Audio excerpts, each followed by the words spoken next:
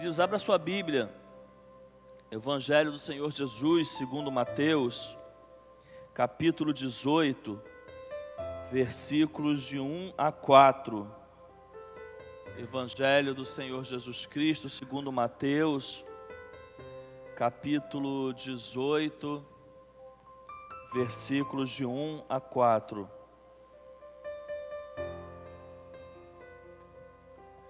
Vamos ler juntos, irmãos, esse texto? Vamos lá? Naquele momento, os discípulos chegaram a Jesus e perguntaram: quem é o maior no reino dos céus? Chamando uma criança, colocou-a no meio deles e disse: eu lhes asseguro que, a não ser que vocês se convertam e se tornem como crianças, jamais entrarão no reino dos céus. Portanto, quem se faz humilde como esta criança, este é o maior no reino dos céus. Pai, nós oramos ao Senhor. Esse é o momento que nós acabamos de ler a Tua palavra e a gente vai refletir a partir do que as Tuas sagradas Escrituras nos ensinam. Nesse momento a gente vai refletir à luz da palavra do Teu Filho Jesus, que nesse momento aqui em que nós lemos, Ele está ensinando algo aos Seus discípulos, e a gente pede, Pai, que o Teu Espírito Santo nesse momento transforme essa palavra, e que pelo poder do Teu Espírito ela seja a palavra do Senhor para nós, que a gente possa ter entendimento, Pai, submissão à Tua palavra, que a gente possa se colocar, Pai, debaixo dessa palavra, para que ela seja luz para os nossos caminhos, para que ela seja verdade na nossa vida, e para que a gente saia daqui, Pai, tendo recebido algo que vem do Senhor. Abençoe cada vida que se encontra aqui. No momento, Pai, eu te peço que seja repreendido pelo poder do Teu nome toda tentativa do mal, do inferno, em atrapalhar, Deus, a cada um aqui de receber a Tua palavra. Pai, nesse momento eu oro para que, se alguém estiver aqui nesse momento com sentimento de ódio, sentimentos contrários, Deus, à Tua palavra, que se possa ter alguém aqui nesse momento com rejeição, Deus, à Tua palavra, que isso caia por terra agora no nome de Jesus. Que todos nós estejamos com nossos corações, Pai, nossas mentes voltadas ao Senhor. Eu repreendo, Pai, todo o espírito agora de prostração, de desânimo, independente da forma que cada um chegou aqui, Deus, que pelo poder da Tua palavra possa ser quebrantado, possa ser transformado, porque a Tua palavra tem poder e nós cremos nisso.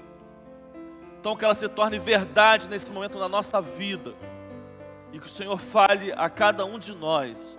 Eu oro no nome de Jesus, amém. Irmão, sexta-feira nós oramos o Dia das Crianças.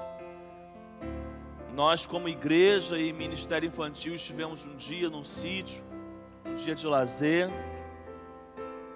Então nós estivemos ali comemorando, dentro do calendário do nosso país, essa data, que além de ser um feriado nacional, é também comemorada como Dia das Crianças.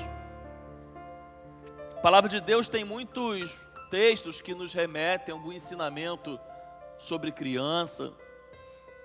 O texto de Provérbios, por exemplo, vai dizendo: instrui a criança, o menino, no caminho que deve andar, e até quando crescer, não se desviará dele.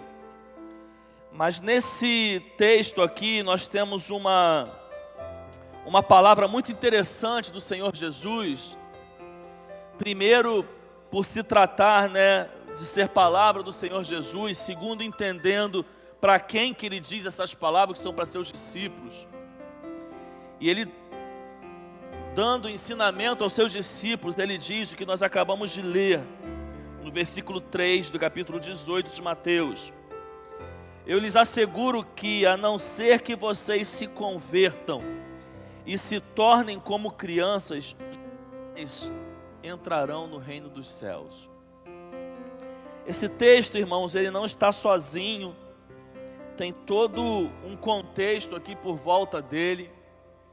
Se você, peço que você fique com a sua Bíblia aberta, se você for olhar um capítulo antes do capítulo 18, você vai ver que o capítulo 17 de Mateus, ele narra a experiência da transfiguração do Senhor Jesus. Aquele momento em que o Senhor Jesus, ele sobe ao monte, levando consigo 3 de seus discípulos, Pedro, Tiago e João. E chegando lá no alto do monte, aparecem conversando com Jesus, Moisés e Elias. Os discípulos estavam meio que dormindo enquanto Jesus orava, mas quando acordam no meio daquele sobrenatural, daquela glória de Deus sendo manifesta, eles ficam maravilhados com aquilo. Pedro vira para Jesus e fala: Senhor, não vamos descer daqui nunca mais, vamos ficar aqui para sempre. A gente faz 3 tendas aqui, uma para o Senhor, outra para Moisés, outra para Elias, para a gente nem precisa, mas vamos ficar aqui debaixo dessa glória. E ali acontece aquele momento do Senhor Jesus explicar para os seus discípulos que o ministério dele não estava, a essência do ministério dele não era ficar ali, mas ele precisaria justamente descer para que ele pudesse cumprir o propósito do Pai. E quando eles descem do monte, irmãos, desculpa a expressão, o circo está pegando fogo lá embaixo. Está tendo um alvoroço muito grande lá embaixo, porque um homem que estava com seu filho endemoniado, ele estava lá aflito, desesperado, porque seu filho endemoniado, e ora o demônio jogava ele na água, ora jogava no fogo, e ele desesperado, porque já havia procurado os discípulos de Jesus, e nada havia acontecido. Quando Jesus desce do monte, ele vira para Jesus: Jesus, tem misericórdia do meu filho. Ele está possesso de demônios, eu já vim aqui, estou tentando com seus discípulos, mas eles não conseguem fazer nada. O Senhor Jesus repreende os discípulos naquele momento, expulsa o demônio daquele jovem, e saindo dali eles vão para Cafarnaum, ele com seus discípulos. Chegando lá em Cafarnaum, tem o episódio lá do imposto, que Jesus manda Pedro ir pescar e pegar a moeda para poder pagar os impostos. Mas quando ele chega em Cafarnaum, irmãos, um turbilhão de coisas está na mente dos discípulos. Tudo aquilo que eles estão vendo e presenciando Jesus fazer, muitas dessas coisas eles não estão entendendo. Então chega no momento que os discípulos não conseguem mais se conter. Todas as inquietações, todas as dúvidas, tudo aquilo que tem perturbado eles então reúnem Jesus e dizem: Senhor, quem é o maior no reino dos céus? Uma das inquietações que esses discípulos estavam tendo, era essa uma das preocupações: quem é o maior?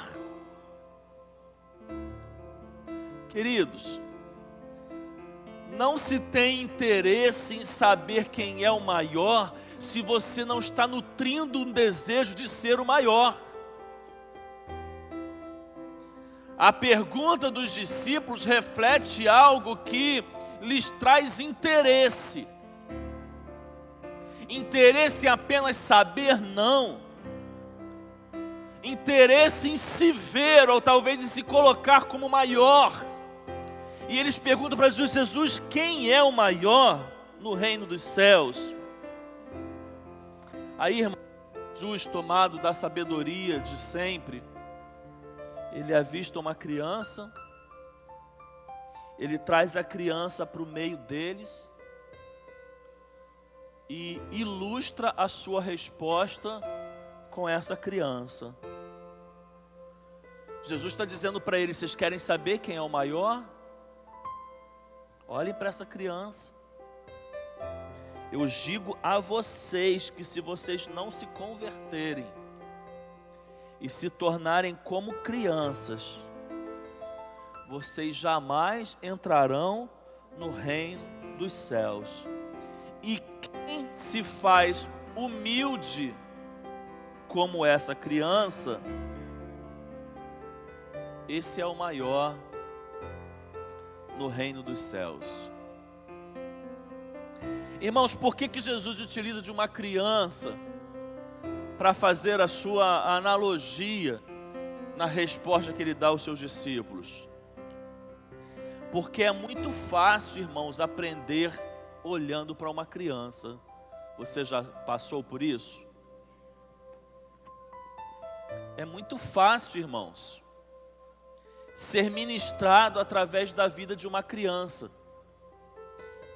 Sinceramente, você já passou por isso? De aprender algo para a sua vida olhando para a vida de uma criança, ouvindo muitas vezes a forma que a criança fala sobre determinadas coisas que você não imaginava, olhando para as suas atitudes. Talvez você possa pensar que seja exagero o que eu vou te dizer, mas, queridos, talvez os maiores ensinamentos da vida não estão na vida do mais maduro, estão na vida da criança. Talvez os maiores ensinamentos que a gente pode tirar para a vida estão na vida de uma criança. E Jesus está validando isso. Então nessa manhã eu quero rapidamente, irmãos, pensar um pouquinho com os irmãos nessas palavras de Jesus, nesse momento, nesse contexto aqui em que o Senhor Jesus diz essas palavras. Se você quiser fazer alguma anotação, se você quiser anotar na sua Bíblia, você fica à vontade. Nós não usaremos PowerPoint, eu quero que você use mais a sua Bíblia nesse momento. Irmãos, a primeira lição que eu aprendo nesse texto, preste atenção, nós vivemos uma espiritualidade deformada quando nós nutrimos um sentimento de superioridade em relação ao outro. Eu vou repetir. Nós vivemos uma espiritualidade deformada quando nós nutrimos algum sentimento de superioridade em relação ao outro. Mateus capítulo 18, versículo 1. Naquele momento os discípulos chegaram a Jesus e perguntaram: quem é o maior no reino dos céus? Quem é o maior? Irmãos, quem é o maior é pergunta de gente grande. Quem é o maior é pergunta de quem já cresceu.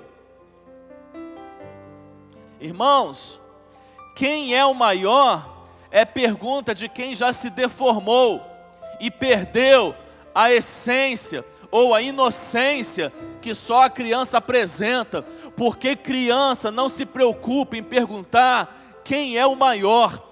Quem é o maior é coisa de adulto. Quem é o maior é pergunta de gente grande.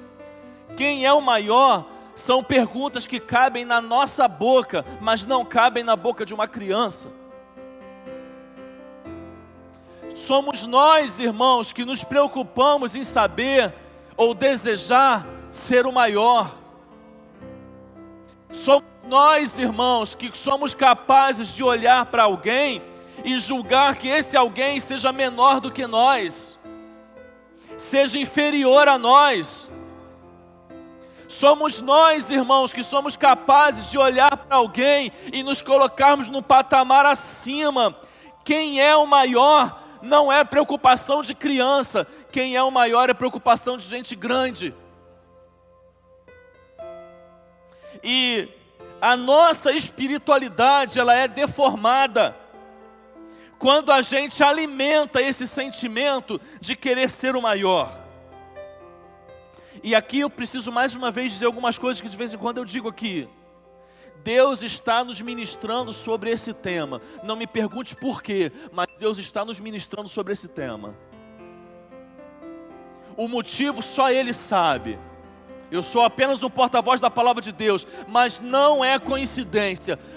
recentemente Deus tem me dado palavras que Ele tem ministrado a nós sobre esse tema, superioridade.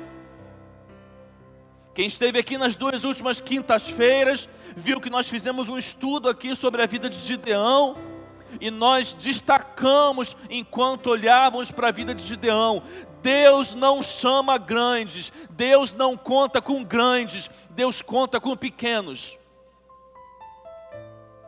O Deus a quem servimos, Ele não é um Deus que te chama olhando para a sua autossuficiência. O Deus a quem servimos, Ele não é um Deus que conta conosco, quando olha para nós e vê em nós sentimento de superioridade. Deus está nos ministrando nesses dias sobre isso. Nós estamos sendo ministrados como igreja nesses dias sobre isso. Irmãos, então, ouça o que o Espírito diz à igreja. Ouçamos o que o Espírito diz à igreja. E o Espírito tem dito à igreja: vamos nos diminuir. Vamos deixar a autoexaltação de lado, porque o único que é digno de ser exaltado é o nosso Deus e não nós. Esse capítulo 17, um capítulo antes do que nós lemos, é muito interessante. É muito interessante, porque ele pode ser entendido como um exemplo de superioridade. Vou explicar o que eu quero dizer. O capítulo 17, irmãos, é o capítulo da oração no monte. É o capítulo da oração no monte. Jesus vai com seus discípulos para o monte orar. Quando chega lá, eles se deparam com o sobrenatural de Deus, com a glória de Deus, e eles querem ficar lá. Mas qual é a lição, entre várias outras, que o Senhor Jesus ensina aos seus discípulos no monte? Espiritualidade não é vivida no monte. Espiritualidade é vivido lá embaixo. Espiritualidade é vivido lá no vale. Espiritualidade é vivido lá embaixo, onde o circo está pegando fogo e o diabo está fazendo arruaça. Tem muito crente, irmãos, vivendo a espiritualidade do monte. Muito crente.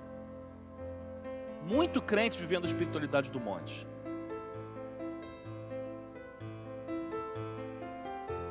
Só que quando chega aonde o diabo faz arruaça, não tem poder, igual os discípulos não tiveram.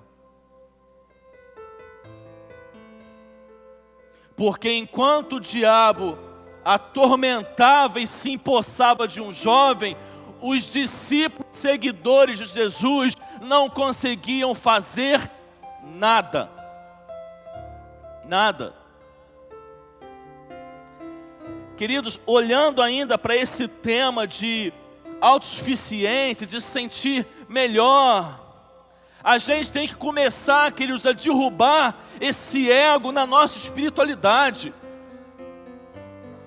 Porque muitas vezes, irmãos, nós como crentes, nós nutrimos um sentimento como se nós fôssemos melhores, como se nós fôssemos isso, como se nós fôssemos aquilo, e na verdade a gente não é nada disso.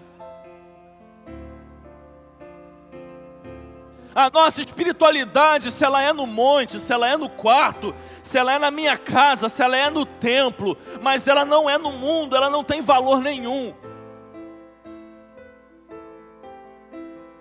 Porque a luz que Cristo espera que brilhe em nós, precisa ser uma luz que venha clarear onde há trevas.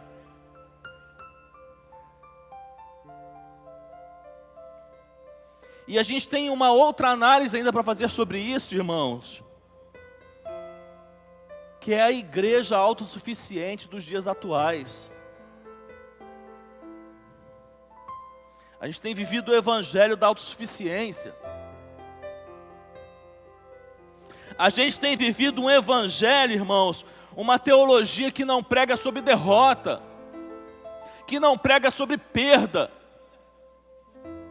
A gente tem vivido a teologia e o evangelho da superioridade. É ou não é, irmãos?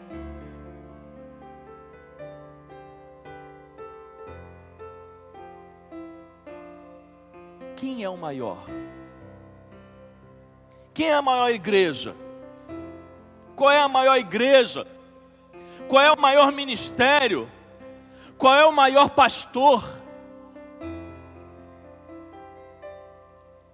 Uma vez lá no Rancho Novo, eu não era pastor, a gente estava tendo uma conferência, e aí chegou um pastor, eu fui cumprimentar ele, falei, boa noite, meu irmão.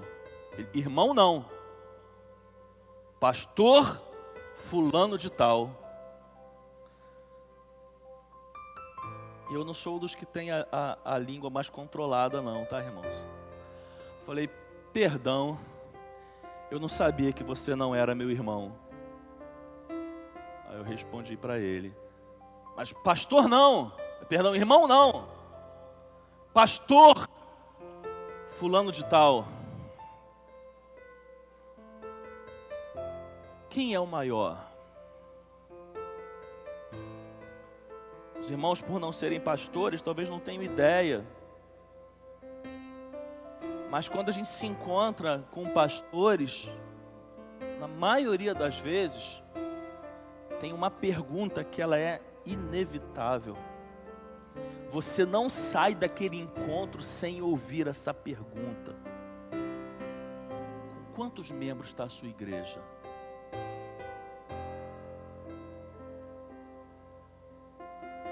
Quem é o maior?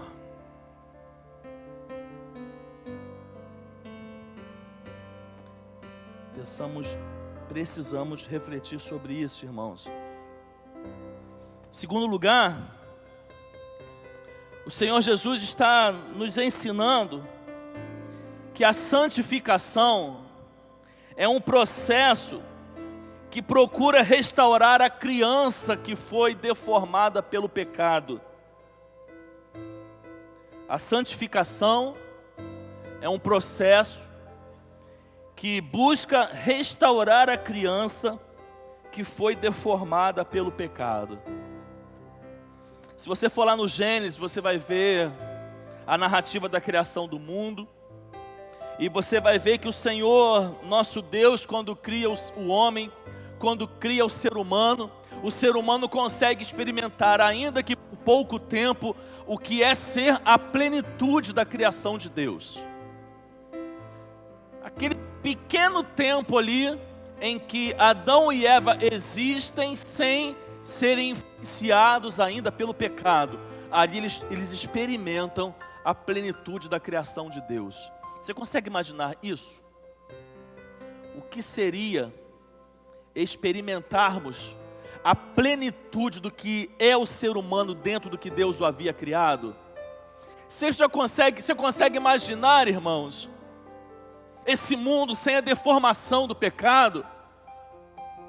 O ser humano sem a deformação, ele sendo exatamente aquilo que Deus criou por um pequeno tempo, irmãos. Adão e Eva foram isso. Mas você sabe que com a entrada do pecado, o homem ele se deforma. E Romanos capítulo 3, versículo 23, vai dizendo isso. Porque todos pecaram e destituídos estão da glória de Deus. Então, irmãos, o homem ele passa a ser a geração do primeiro Adão. O Adão lá do Éden, o Adão que falhou, que pecou, embora estivesse no paraíso. Mas você entendendo o plano de salvação, isso é assunto até de classe de batismo, você entendendo o plano de salvação, você sabe que Deus envia o Filho, Jesus Cristo, para morrer na cruz do Calvário e restaurar esse relacionamento entre o homem e Deus. Então o sacrifício de Cristo na cruz do Calvário restaura esse relacionamento que foi quebrado pelo pecado. Efésios capítulo 1, versículo 13, vai dizendo que quando nós cremos nessa palavra, no Evangelho que nos salvou, nós somos selados com o Espírito Santo de Deus. E a partir do momento da conversão, nós temos o Espírito Santo de Deus em nós.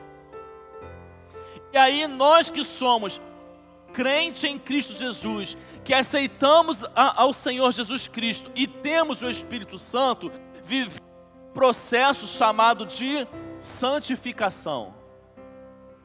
Olhando para Mateus 18, o que é santificação, irmãos? À luz de Mateus 18, é o processo que busca aproximar a gente, a criança, pelo pecado.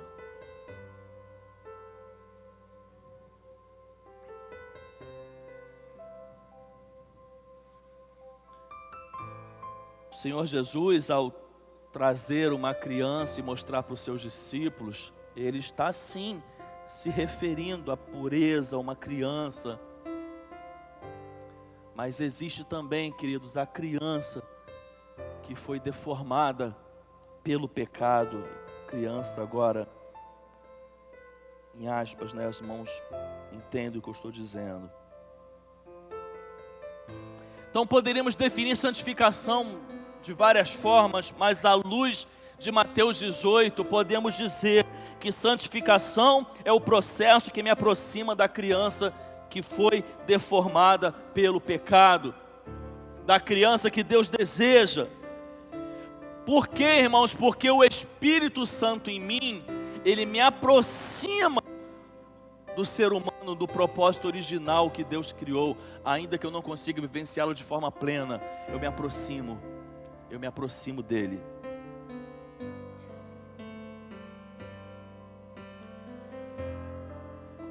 No versículo 4, irmãos, que foi o último versículo que nós lemos, o Senhor Jesus diz: portanto, quem se faz humilde como esta criança, este é o maior no reino dos céus. O Senhor Jesus está usando uma criança, irmãos, como símbolo, para aqueles discípulos entenderem, como símbolo do que é pequeno. Criança tem poder de decisão, ainda que alguns pais estejam dando para seus filhos. Via de regra, criança não tem poder de decisão. Criança em um círculo social, ela é aquela que detém a maior palavra de autoridade? Não. Criança no seu tamanho, ele é o que comparado a um adulto? Ele é menor. O Senhor Jesus está usando a criança como símbolo, irmãos, daquilo que é pequeno, para dizer que a humildade ela é fundamental na vida cristã. Eu já disse isso várias vezes, eu repito: humildade, irmãos, não é opcional para um crente. Humildade é obrigação.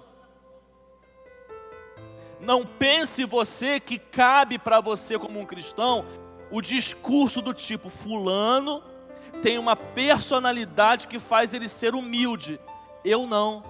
Esse discurso não pode caber na boca de um crente. Humildade não é opcional para o crente. Humildade é obrigação para o crente. Logo, se eu não sou, eu preciso usar o Espírito Santo que está em mim, que eu fui selado por Ele no dia da minha conversão, para que Ele transforme a minha vida e me torne em alguém humilde. Humilde.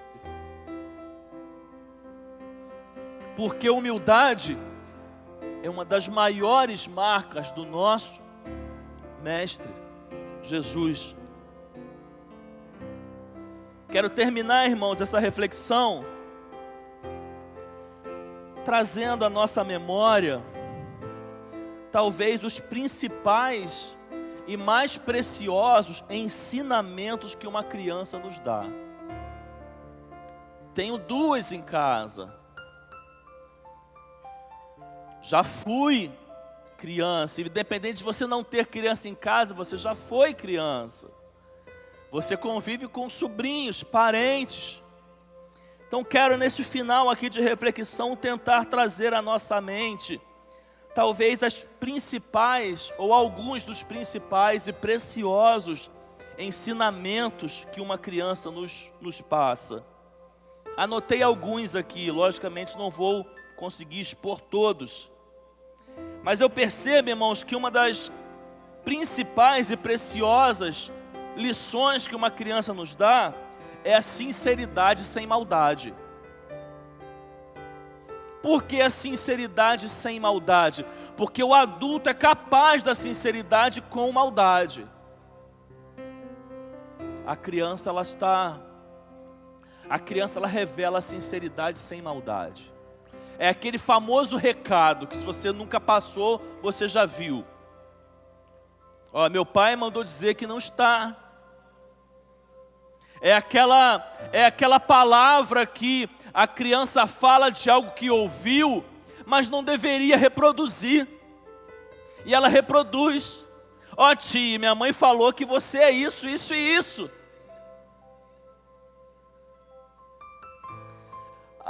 É a criança que vira para o outro e fala: ó, tia, minha mãe falou que você não consegue emagrecer porque você não para de comer. É sinceridade sem maldade. É sinceridade sem maldade. Porque quem disse isso não disse muitas vezes sem maldade, disse com maldade. É uma gorda mesmo, não consegue emagrecer porque não para de comer. Mas a criança reproduz a sinceridade sem a maldade.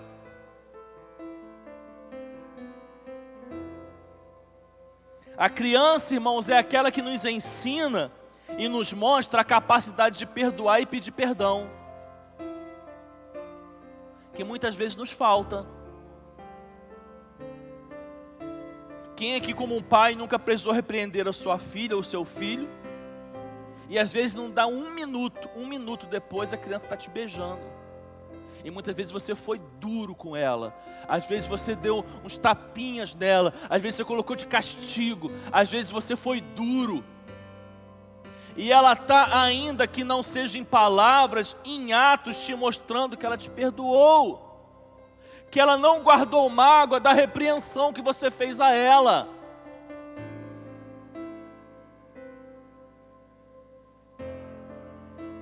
A Ana Clara, não sei se como defesa, ela está no momento em que quando a gente começa a falar algo, ela fala: papaizinho, você me perdoa, eu não vou fazer mais. Ela já está se desculpando, ela já está pedindo perdão.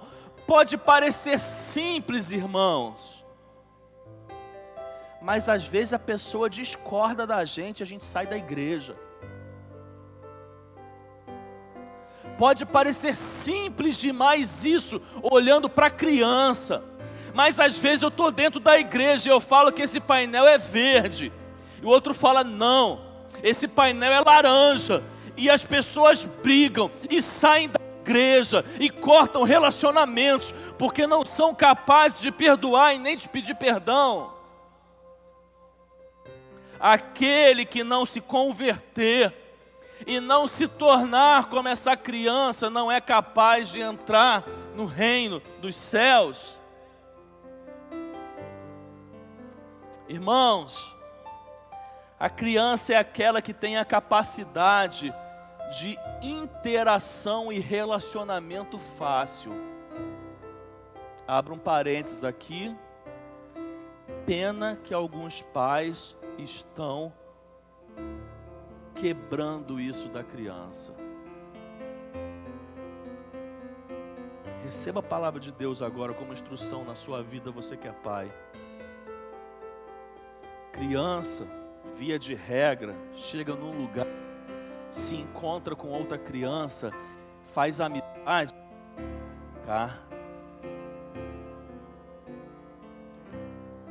sendo e permitindo que a criança chegue num lugar com um aparelho de tecnologia na mão e se isole. Não basta eu me deformar, eu tenho que deformar a criança.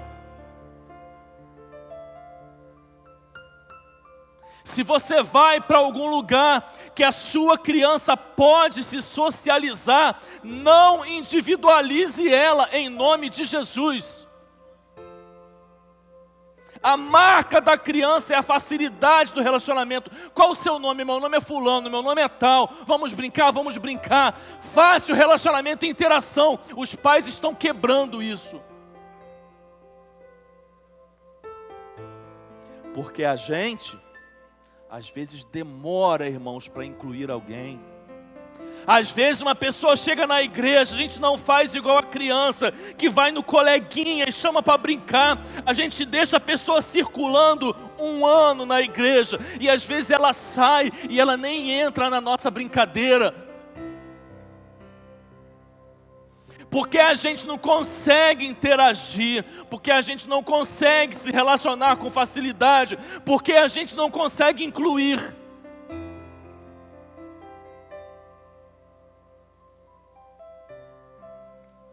Outra marca da criança: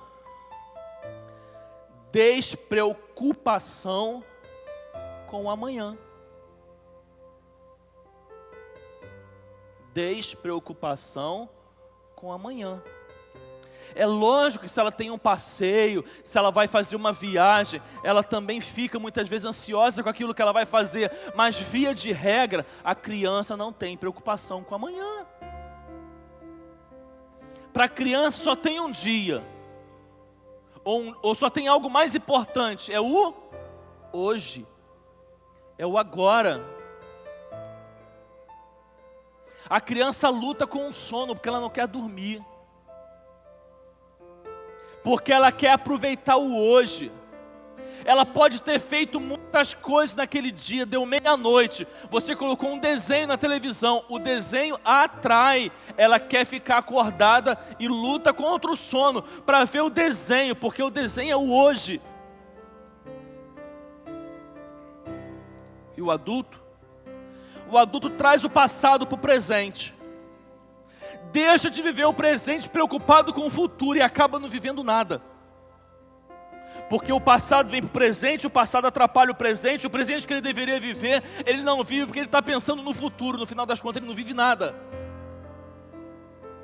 O adulto, queridos, é o que está adoecendo, é o que está enchendo os consultórios de psiquiatria e psicologia, porque estão adoecidos, porque não sabem viver o hoje, estão pensando só no amanhã.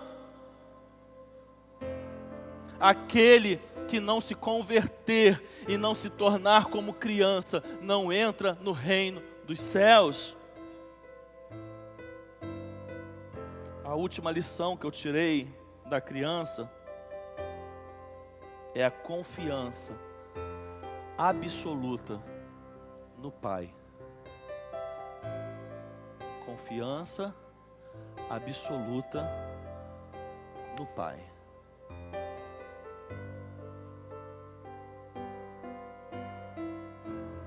A criança, ela pode ter medo das coisas, mas quando o pai está com ela, ela se encoraja. Ela se encoraja. Se ela tem medo da água, com o pai ela fica na água. Se ela tem medo da escada, com o pai ela desce a escada. Se ela tem medo de alguma coisa, nos braços do pai ela se acalma. E o adulto entra na igreja, ouve a palavra que é pregada lhe traz esperança, mas ele sai e não consegue confiar no Pai, no Deus da palavra. Ele permite que as circunstâncias dominem a sua vida, ditem as regras da sua vida, porque ele não consegue simples e unicamente confiar no Pai. Vamos uma vez para a gente terminar essa palavra, Mateus 18, de 1 a 4, vamos lá? Naquele momento os discípulos chegaram a Jesus e perguntaram: quem é o maior no reino dos céus? Chamando uma criança, colocou-a no meio deles e disse: eu lhes asseguro que, a não ser que vocês se convertam e se tornem como crianças, jamais entrarão no reino dos céus. Portanto, quem se faz humilde como esta criança, este é o maior no reino dos céus. Que nós sejamos como crianças, que a gente consiga viver a vida na simplicidade do Evangelho que Deus espera de nós.